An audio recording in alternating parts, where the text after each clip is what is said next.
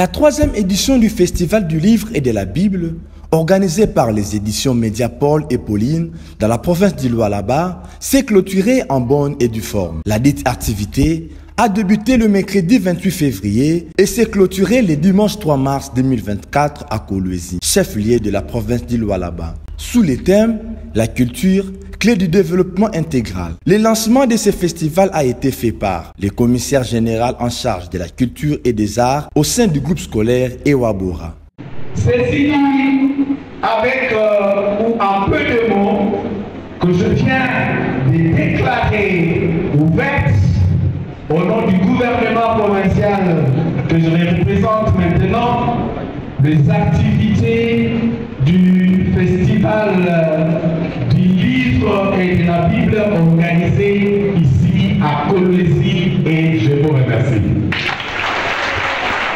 L'objectif principal de cet événement était de raviver l'amour de la lecture chez les habitants de Lualaba en général, les jeunes en particulier. La sœur Perpétue, coordonnatrice du Festival du Livre et de la Bible, a souligné l'importance de motiver la population à la lecture. Nous avons donc le souci d'être à votre écoute et contribuer à cheminer ensemble pour faire aboutir notre projet de faire aimer le livre et la lecture à la population entière, mais plus particulièrement à la jeunesse. De l'autre côté, le président provincial des écrivains du Lualaba a abordé des aspects techniques liés à l'écriture et à la lecture des livres.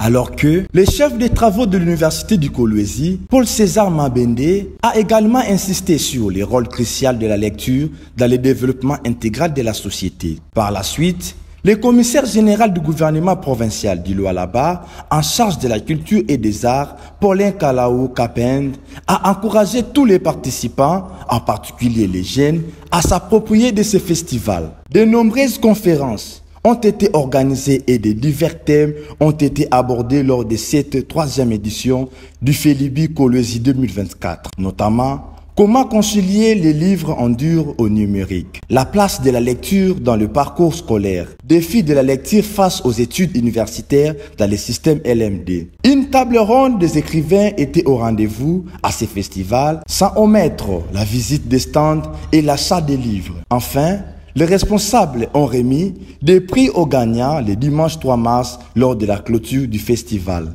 10 mots, ça rentre dans le cadre de la festivité en rapport avec la francophonie. Nous, c'est Nouveaux Horizons, Université Nouveaux Horizons, nous sommes venus avec cette activité de Lumbashi pour l'exécuter dans le cadre du Felibi. Les 10 mots, chaque année, comme vous le savez, la francophonie c'est fête plutôt le 20 mars. Donc là, nous avons réalisé le concours de 10 mots ici. Les 10 mots, c'est toute une culture francophone en fait. Chaque année, il y a 10 mots qui sont là. C'est de nouveaux mots, des mots qui sont utilisés, on les lance selon une thématique. Par exemple, pour cette année, la thématique est 10 mots sur le podium. En fait, c'est quoi? C'est une thématique qui tourne autour du sport.